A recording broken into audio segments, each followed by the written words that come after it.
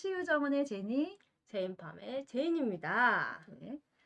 이제 이어서 또 가볼까요? 네, 우리 지난 시간에 이제 농장동물에서 닭, 뭐 했는지 네 종류의 농장동물 한번 얘기해 볼까요? 닭, 염소, 면양, 돼지 했고요. 오늘은 한우, 젖소, 말, 토끼 할 거예요. 한우, 젖소, 말, 토끼 이렇게 네 가지 이제 네 종류의 농장동물에 대해서 하도록 하겠습니다. 네, 빠르게 한우부터 들어갈게요. 한우 역시 척추동물이고요. 포유, 강, 우제, 목, 우과, 우속, 소입니다. 학명으로는 보스, 타우리어스, 코리나우, 엘, 네, 영명, 코리아 네이티브 캐슬, 한우 해서 원산지 중앙아시아입니다. 수명은 20년이고요. 한우의 형태와 특성은 외부적으로는 체구에 비해서 다리와 체장이 길다. 체장이라는 거는 위에 이렇게 서부터 아래 바닥까지. 네. 앞가슴 즉 전구가 발달하여 역용으로 적합한 체형이다. 네, 위가 4개인 반추 동물로 조사력의 이용성이 좋다. 다리와 말굽이 튼튼하여 장기간 일을 시켜도 잘 견딘다. 단점은 몸집의 크기가 작고 털 색깔의 균일성이 부족하다. 이게 한우가요, 우리 소 품종에 있어서 뭐 인도의 브라마라든지 뭐 앵거스 품종 뭐 다른 소의 품종에 비해서 한우라는 품종이 단점이 몸집의 크기가 작다는 겁니다.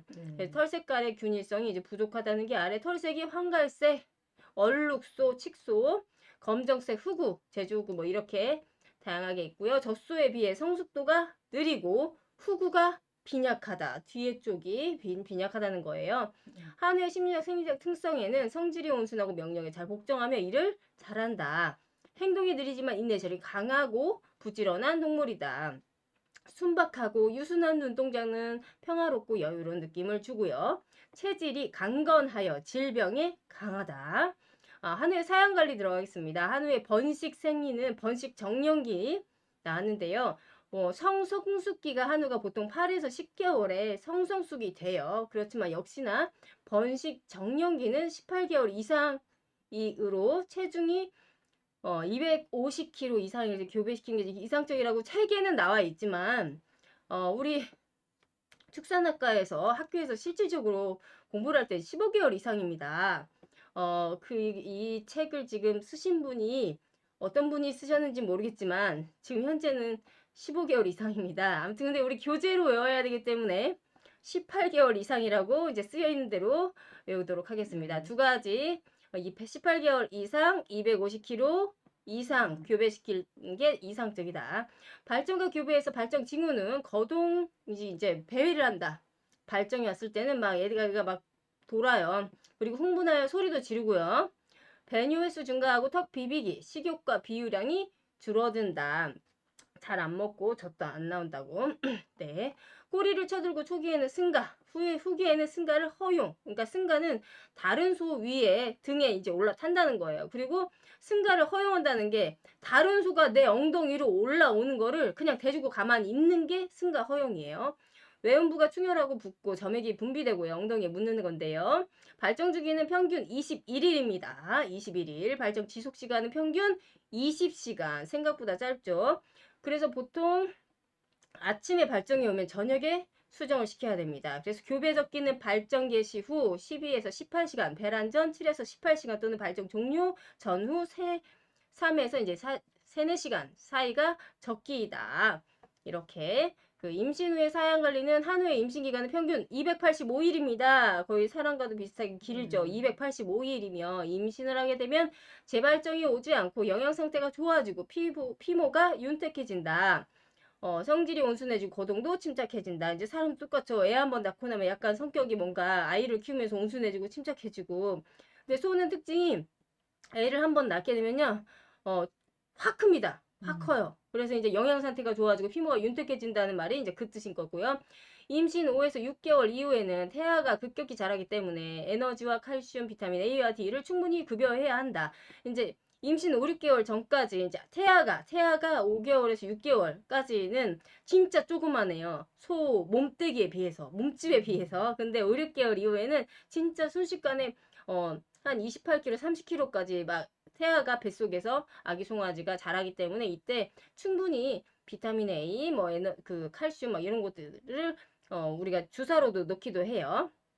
네, 분만 후에 사양 관리. 분만이 가까워지면 미군부라고 해서요. 꼬리 쪽 위에, 꼬리 위쪽에 양쪽입니다. 미군부 양쪽이 함몰되어 골반 인대가 이완되며 외음부가 붓고 충혈되고 점조성 점액이 유출된다. 그래서 분만 2, 3일 전부터 유방이 팽팽하게 커지고 짜부면 유즙이 나온다. 분만 후는 분만 1, 2일 전 사료량을 2분의 1에서 4분의 1로 줄이고 외음부를 깨끗이 소독한다고 했지만 이 사료량을 줄인다는 건 아무튼 교재에는 줄인다고 써 있으니까 우린 그렇게 외워야 되지만 실질적으로는 그렇진 않습니다. 네, 힘이 있어야 애를 낳죠. 네, 분만된 송아지의 점액은 입, 코, 눈, 귀, 몸의 순서로 닦고 아까 염소랑 닦는 순서가 약간 다른데요. 보통은 이제 이렇게 외우시면 됩니다. 이게 송아지 이제 나오면은 숨을 쉬어야 돼요, 일단. 근데 지금 여기 지금 소는 입을 먼저 닦는다고 했지만 뭐 입으로도 숨을 쉴 수 있으니까 입, 코, 그 깨끗한 거즈로 이렇게 닦는다는 거예요. 입, 코, 눈, 귀, 몸 순으로 이물질을 빨리 닦아줘야지 애가 자가 호흡을 하니까요. 그리고 보온 등을 켜서 말리고 탯줄을 5에서 7cm, 아까 염소는 70cm였죠. 10cm. 네. 근데 뭐 사실 거기나 사실 큰 의미는 이제 여유롭게 잘라서 이제 가위로 자르고 네, 원래는 아까 묶고 자르고 소독한다였어요. 근데 지금 소에서는 또 묶는 행위가 없지만 묶어야 됩니다. 묶고 자르고 소독합니다. 네, 근데 교재에는 아무튼 이렇게 써 있으니까 설마 이렇게 문제가 내겠어요? 사실 이렇게 논란이 될 수 있는 거는 시험 문제에 내지 않을 거예요. 가능성이 여기 크죠. 예, 지금 저는 축산학을 공부하고 있는데 약간 다른 내용이거든요. 근데 이거에 대해서는 아마 안 낼 거예요. 이렇게까지는. 네, 전체적인 흐름을 이해하고 계시면 좋을 것 같아요. 네, 묶고 맞습니다. 자르고 소독. 네. 네. 송아지의 사양 관리에 있어서는 분만 즉시 30분 이내 초유를 먹게 합니다. 일반적으로 한우는 3에서 5개월간 자연 표유를 시키는데요. 육성기에는 충분한 운동, 영양을 공급하여 번식 후에 키트를 마련한 시기로 일당 증체량은 생후 6개월까지 0.8kg 이하, 7에서 12개월까지는 0.5에서 0.7kg, 13에서 24개월령까지는 0.4에서 0.6kg, 이제 하루당, 매 하루에 체중이 늘어가는 일당 증체량을 목표로 한다라고 합니다. 근데 이렇게까지 알아야 되나 막 싶을 정도인데 그렇죠? 네. 네. 근데 공부를 책에 쓰여 있으니까 우리 또 안 할 수 없잖아요. 네, 일당 증체량까지 알아야 된다고 합니다.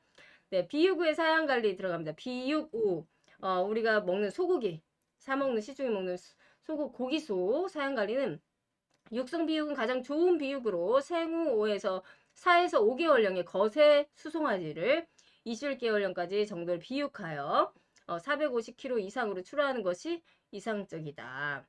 네, 비육 정기, 그러니까 비육의 프로그램이 정기, 중기, 후기 이렇게 나뉘는데요. 비육 정기에는 농사료, 이게 우리 펠렛처럼 생긴 강아지 뭐 사료같이 이런 농사료는 체중의 1.7에서 1.8%, 조사료로 건초는 1에서 1.2% 급여를 하고, 그러니까 여기 기준은 체중 기준이에요.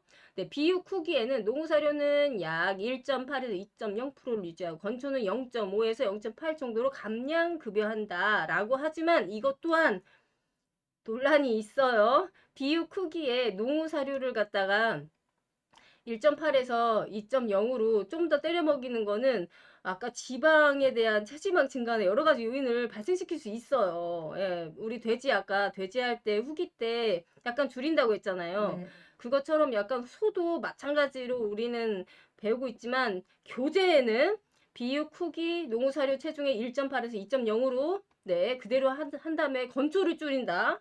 건초 0.5에서 0.8%로 감량 급여한다라고 되어 있습니다.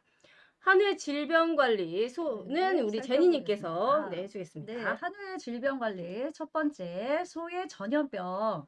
전염병이 지금 총 몇 가지 나와요? 우리 4가지나 나오고 있습니다. 네. 그래서 소의 전염병, 구제역, 우역, 소유행열, 소해면상뇌증 나오는데요. 첫 번째, 구제역 살펴보겠습니다. 구제역은 소, 돼지, 양, 염소, 사슴 등 발급이 둘로 갈라진 동물에 감염되는 급성, 열성 질병으로 전염성이 매우 강하며 입술, 혀, 잇몸, 코, 발굽 사이 등에 물집이 생기는 것이 특징이다. 우리나라는 제1종 가축 전염병으로 지정되어 있다. 효과적인 치료법은 없으며 예방접종이 최선의 방법이다. 자, 두 번째, 우역 람다 우역. 우역은 바이러스에 의하여 발생되는 급성 전염병으로 전염률과 폐사율이 매우 높은 법성 전염병이다. 소흑사병 우역입니다. 감염된 동물은 처음에 고열 증상을 보이며 맑은 콧물과 눈물, 침을 흘린다. 예방접종 이외에 특별한 치료법은 없다. 소유행열 나옵니다. 소유행열은 바이러스가 병원체로 급성 열성 전염병으로 제3종 법정 전염병이다. 주로 8에서 11월에 유행하며 갑자기 고열이 있고 고열이라 함은 41에서 42도씨 고열이 있고 호흡 촉박, 침 흘림, 관절통 증상을 보입니다. 치사율은 1%로 낮으며 불활화 백신이라고 있습니다. 불활화 백신 소유행열에 맞히는 거래요. 그래서 불활화 백신으로 예방할 수 있다. 소해면상 뇌증은 일명 광우병이라고 하는 건데요. 소해면상 뇌증의 병인체는 변형 프리온 단백질이며 단백질 분해 효소에 분해되지 않고 열, 자외선, 화학물질에 강한 저항성을 갖고 있다. 해면상 뇌증에 감염된 면양이나 소의 육골분 등이 함유된 사료를 섭취함으로써 감염되는 것으로 알려져 있고 접촉 감염은 일어나지 않습니다. 특징으로 불안, 보행장애, 기립불능, 전신마비 등 임상 증상을 보이다가 결국은 100% 폐사되는 치명적인 만성진행성 질병입니다. 아까 소유행열은 치사율이 1%밖에 안 됐어요. 그래서 백신도 있었죠. 불활화 백신이라고 예방접종 할 수 있었는데 소해면상 뇌증, 그러니까 광우병, 네, 이것은 100% 폐사되는 치명적인 만성진행성 질병입니다. 잠복기는 비교적 길어 2에서 10년 또는 평균 4에서 5년 정도로 알려져 있고 육골분을 사료로 이용하지 않아야 합니다. 왜냐하면 아까 소의 육골분 또는 해면산뇌증에 감염된 면약 이런 것들을 섭취함으로써 감염된다고 했기 때문에 육고물을 사료로 이용하지 않아야 한다. 네. 한우 했고 이제 젖소 들어가겠습니다. 젖소 역시 척추 동물이고요. 포유강, 우제목, 우과, 우속, 소. 학명은 보스, 타우러스, 엘, 영명, 카우, 다이어리, 캐틀. 원산지 유럽입니다. 그리고 수명 20년. 젖소의 형태와 특성에는 외부적으로는 소는 생맹이고 원근감이 거의 없다. 체형은 우유 생산에 적합하도록 중구와 후구가 발달한 쐐기꼴이고요. 체중은 흉위와 관계가 있습니다. 우리나라에 사육된 품종은 홀스타인이에요. 홀스타인. 우리 점박이, 흑뱀 반우. 한우에 비해 성숙도가 빠릅니다. 젖소의 심리와 생리적인 특성에 있어서는 성질이 온순하고 다양한 프로그램에 활용할 수 있습니다. 위가 4개인 반추동물로 조사류 이용성이 좋다. 동일하고요. 순박하고 유순한 눈동자는 평화롭고 여루 느낌을 준다. 추위에 강하고 소리에 민감하다. 네, 그리고 군집성과 서열이 있고요. 기억력이 강해서 차규 시간, 사료 섭취 시간, 자기 집을 잘 기억합니다. 그래서 우리 젖자는 농장 같은 경우는 차규 시간을 잘 지켜줘야 됩니다. 얘네들이 이제 지금쯤 젖을 뺄 시간인데 농장주가 젖을 안 빼. 그럼 젖이 아파옵니다. 그래가지고 기억력이 강하고 젖소는 한우보다 조금 기억력이 강하다고 해요. 젖소의 사양 관리로 젖소의 번식, 홀스타인종 암컷은 생후 10개월령이면 성석숙이 발정을 시작하지만 몸의 성숙이 완전하지 않기 때문에 역시나 이제 15에서 17개월령이 되어 체중이 350kg 됐을 때 이제 두 가지의 조건. 네. 15에서 17개월령이 되어 체중이 350kg가 됐을 때라고 지금 나왔는데요. 이제 한우 같은 경우는 아까 18개월 이상으로 250kg가 됐을 때 이제 척구배를 시킨다고 뭐 하는데 아무튼간에 네. 꼭 그렇지만 않은데 아무튼 교재는 이렇게 나뉘어져 있습니다. 한우가 몸집이 다른 소에서 작다고 했었으니까 조금 몸무게를 낮게 기억을 하시면 좋겠네요. 네, 몸무게는 낮는 건 이해가 250kg 가? 되지만 발정에 그 교배를 시키는 거, 인공 수정을 하는 거는 15개월 이후에 그러면 이제 여기 젖소가 맞게 나온 거네요. 15에서 17개월령이라고. 한우도 마찬가지인데 이제 약간 그 부분이 물음표입니다. 젖소의 발정 주기는 18에서 24일, 이제 평균 21일이라는 거죠. 발정 지속 시간 역시나 평균 20시간, 한우랑 동일합니다. 교배 적기는 발정 개시 후 12에서 18시간, 배란 전 이제 7에서 18시간 또는 발정 종료 전후 3, 4시간 사이에 실시하며 인공수정 시에는 정액을 자궁경 신부에 주입한다. 이제 우리가 인공수정이라고 해서 집어넣어서 이제 주입을 해요. 이제 그때 이제 발정이 개시되고 배란이라는 거는 그 발정이 좀 끝날 때 종료 직전 이제 12에서 18시간 그때 배란이 되는 거거든요. 그래서 이제 교배 적기가 이제 그때로 주입을 시키는 게 가장 효과적이다. 그렇게 해서 우리도 자궁경부가 있잖아요. 사람도 자궁경부를 지나서 그 자궁경 신부? 예, 신부에다 네. 주입을 해야지만 양쪽으로 알아서 이제 발정이 가는 곳으로 이제 가는 겁니다. 네, 홀스타인종의 임신 기간은 평균 279일, 아까 한우 285일, 홀스타인종은 279일. 근데 이제 소마다 약간씩 사람도 마찬가지지만 다를 수는 있습니다. 임신이 진행되면서 유방이 점점 발달하여 커지고 태아는 6개월이 지나면 급격하게 성장하기 시작한다. 경산우는 분만 50일에서 60일 전부터 권유시키고, 권유라는 거는요, 우유를 짜지 않는 걸 말해요. 권유.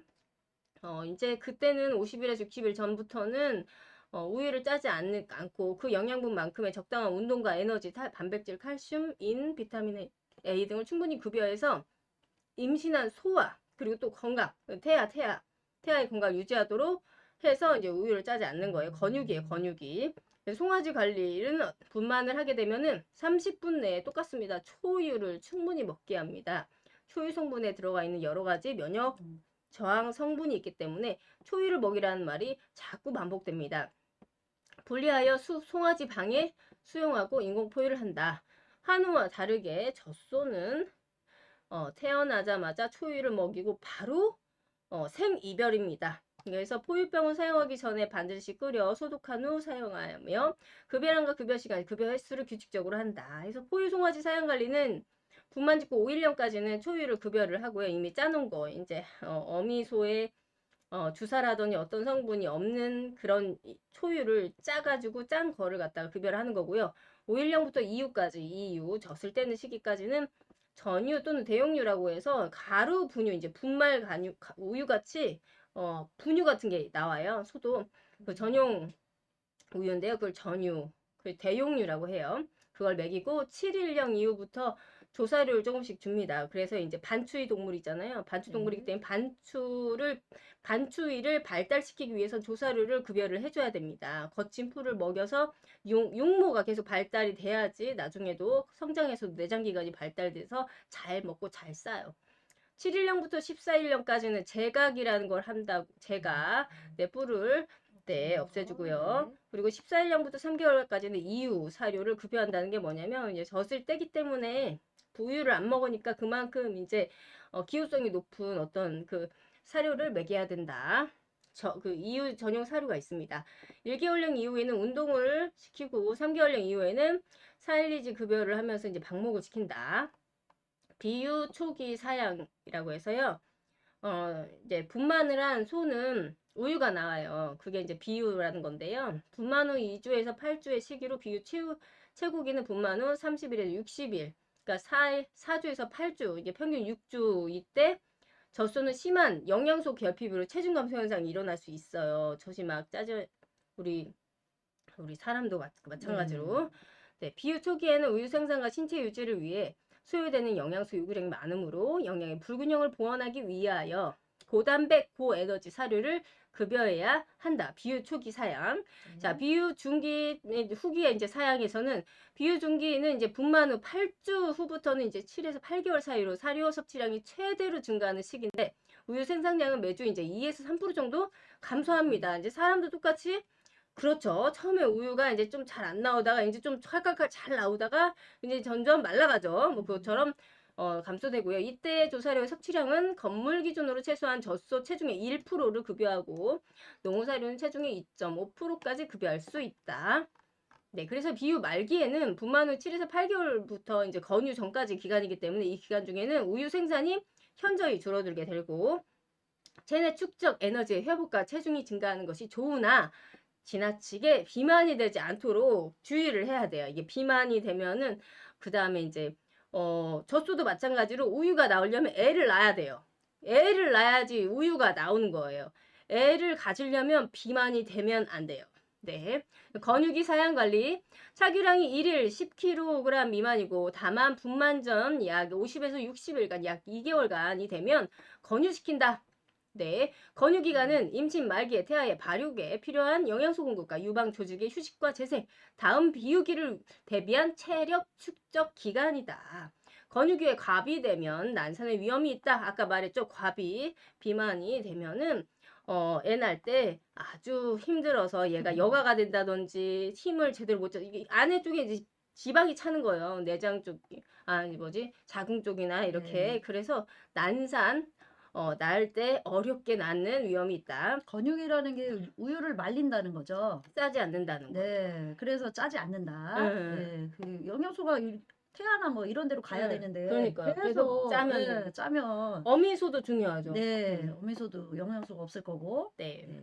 네. 차규라고 해서 차규는 우유를 생산하기 위한 효율적인 차규. 이제 우유를 짜는 게 차규예요. 우유를 우리가 가져 뺀다. 뭐 이 차규.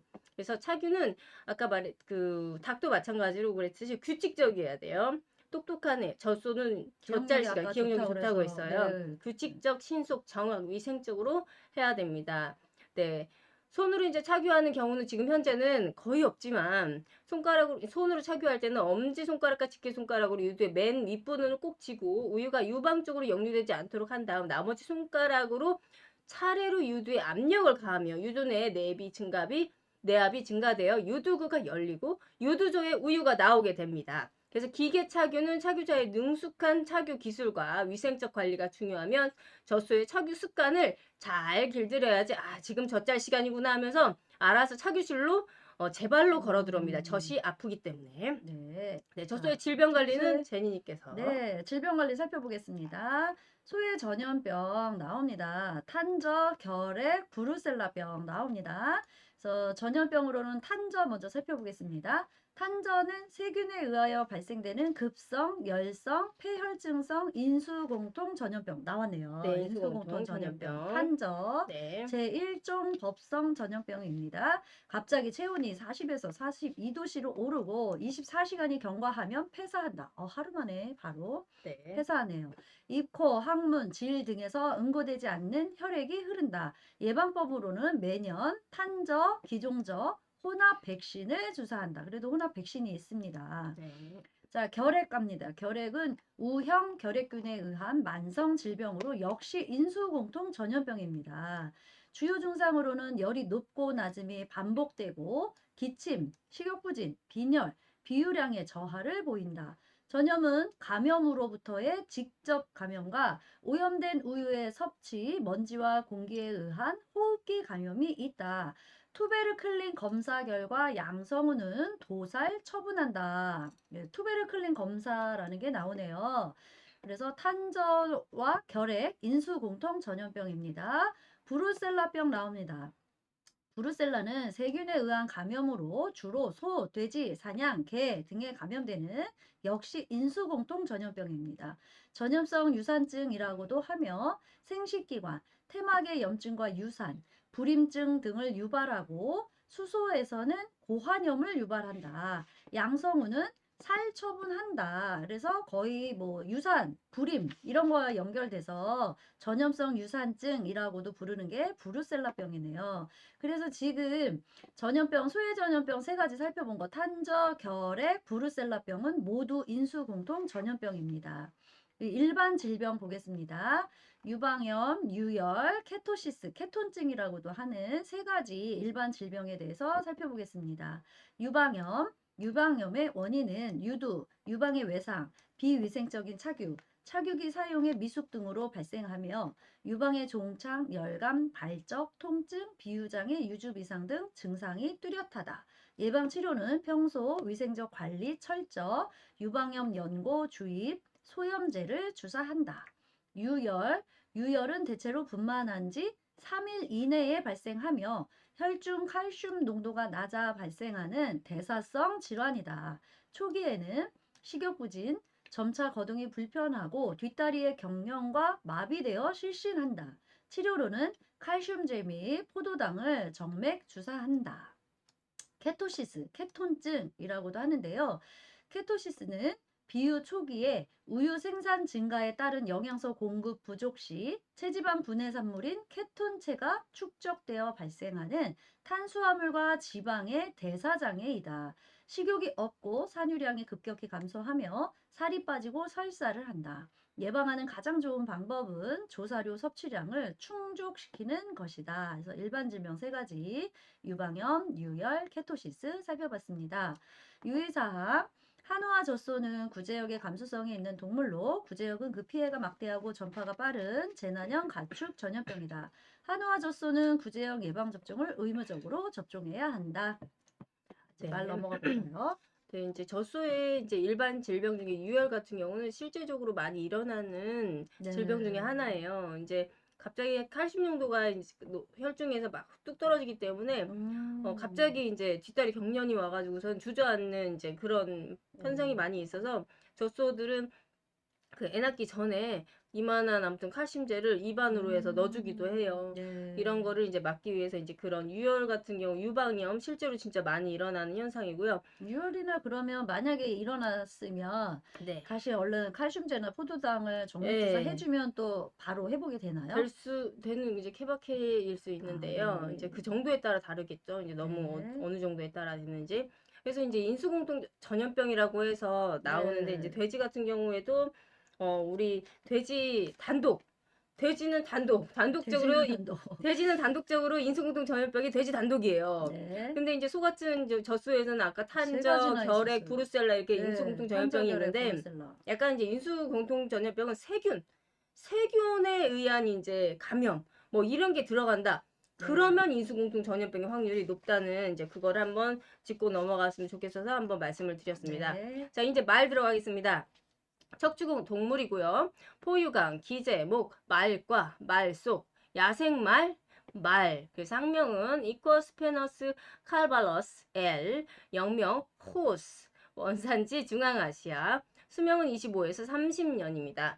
말의 형태와 특성으로는 이제 말은 기제목의 초식 동물로 말은 이제 기원전 3000년경 가축화된 동물로 첫째는 우유와 고기를 제공하는 것이고 둘째는 사람을 태우는 것이고 셋째는 마차를 끄는 것이었다. 인간이 타고 다닐 수 있는 가축 중에서는 가장 빠르고 오래 잘 달린다. 그래서 이제 외부 형태로는 긴 얼굴과 다리, 독특한 꼬리와 갈기털은 말의 고유적인 특징이고요. 두 번째, 말의 다리는 근육이 발달되어 길어 보폭이 넓어 빨리 달릴 수 있고요. 세 번째, 다리 근육이 발달되어 발바닥에는 탄력성 있는 근육으로 달릴 때 충격을 흡수한다. 귓바퀴, 이제 네 번째, 이제 귓바퀴는 180도로 움직일 수 있어요. 그래서 이제 소 같은 경우는 그냥 이렇게 가만히 있는데 말은 이렇게 180도까지 갈 수 있다는 거예요. 그래서 360도의 모든 방향의 소리를 듣는다. 그리고 코 안쪽 입천장에 야콥스라는 기관이 있어가지고 냄새를 잘 맡는다. 털색은 갈색, 밤색, 흑색을 기본색으로 하여 다른 색깔이 만들어진다. 일곱 번째, 시력은 가까운 거리보다 먼 거리를 잘 보는 원시. 네, 그래서 말의 습성도 5개 나옵니다. 군집성, 무리를 찾아 생활하는 욕구가 강한 동물이고요. 사회성, 콧소리, 발로 땅파기 등을 통해 의사소통을 하고 반드시 서열이 생깁니다. 세 번째, 기소성. 멀리 떨어진 위치에서도 자기의 보금자리를 잘 찾아옵니다. 기소성.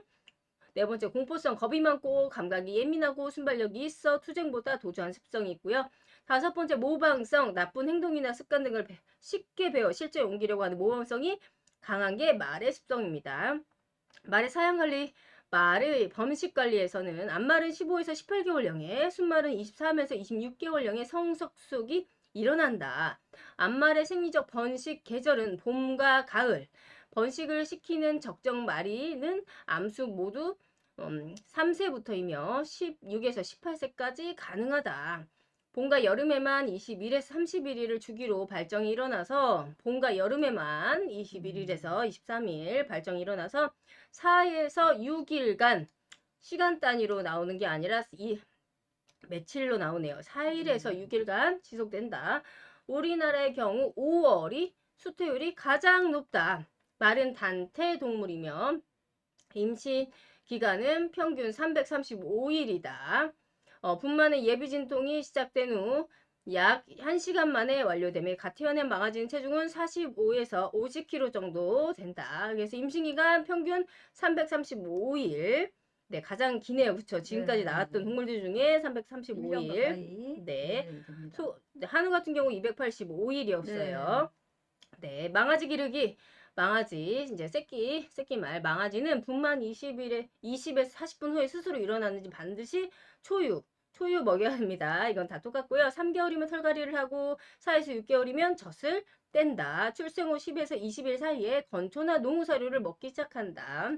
풀떼기나 이제 이쁘지기 사료 같은 거를 먹인다는 거고, 망아지는 체중 100kg당 농우 사료 0.4kg, 건초 0.4, 0.6kg 수준에 급여한다.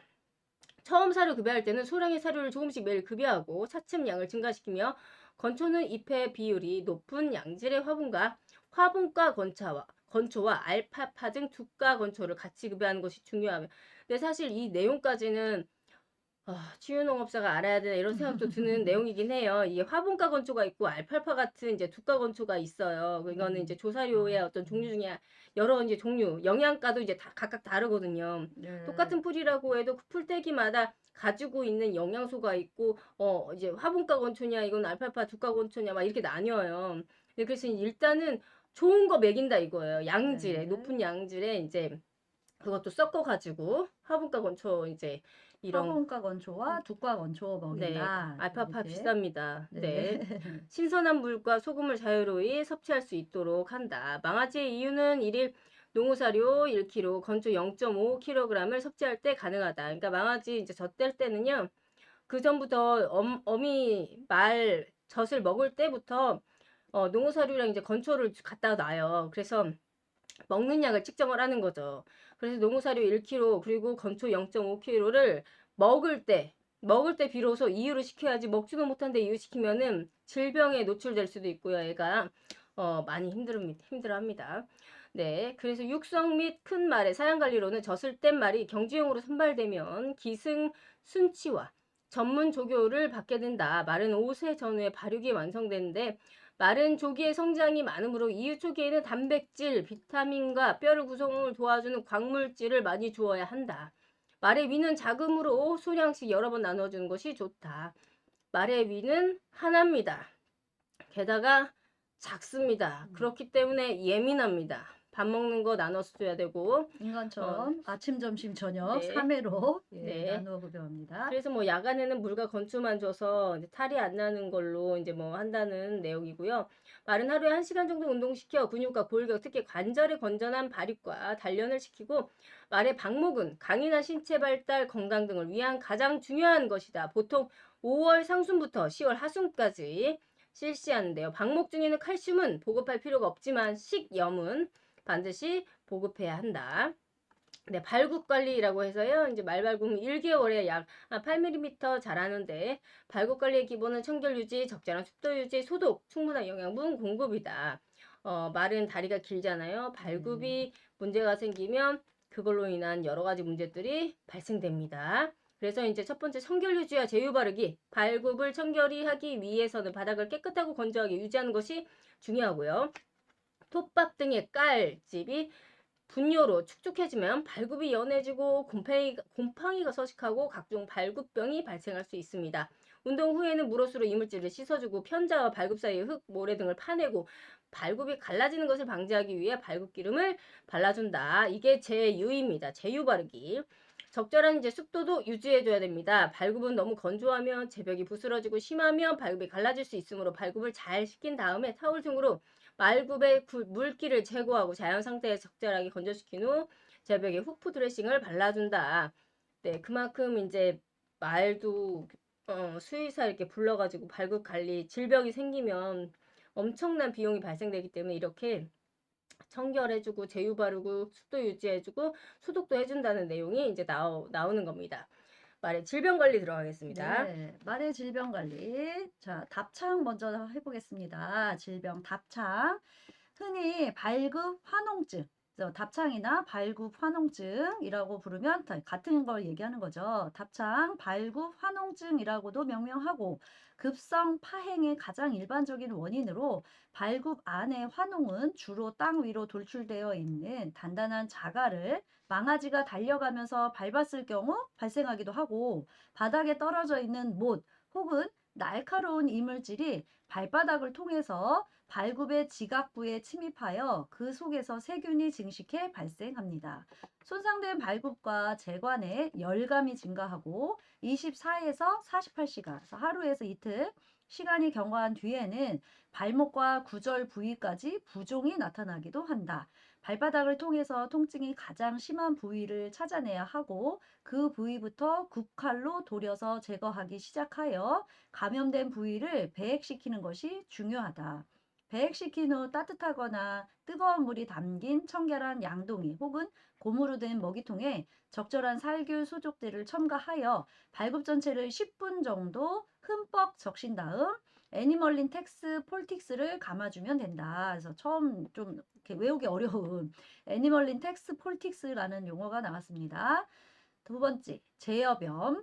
제여염은 제병 내측에 부착되어 있는 감각 제엽에 발생하는 염증으로 미국에서는 계란 위 걷기라고 표현할 정도로 엉거주춤 보행하고 발굽과 재간 주위에 과도한 열감이 있으며 발굽 검사기로 검사하면 격렬한 통증을 나타낸다. 발병 원인이 다양한데 어떤 것이었든지 맥 관계 우려를 방지하기 위해서 환마를 적당히 움직이도록 하는 것이 중요하다.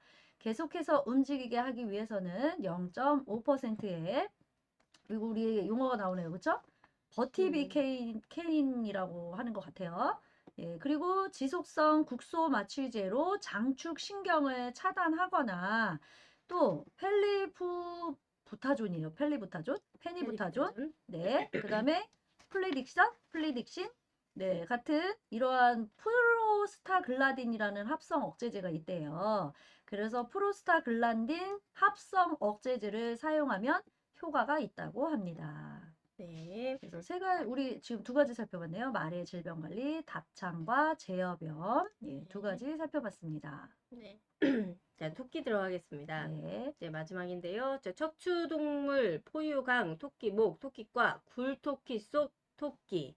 학명으로는 레퍼스 시넨시스 코니너스 L, 영명 레빗, 원산지 유럽, 아시아, 아프리카, 수명은 8에서 12년, 8에서 12년이네요. 닭은 7에서 13년이었는데요. 1년씩 늘고 줄었네요. 토끼는 8에서 12년.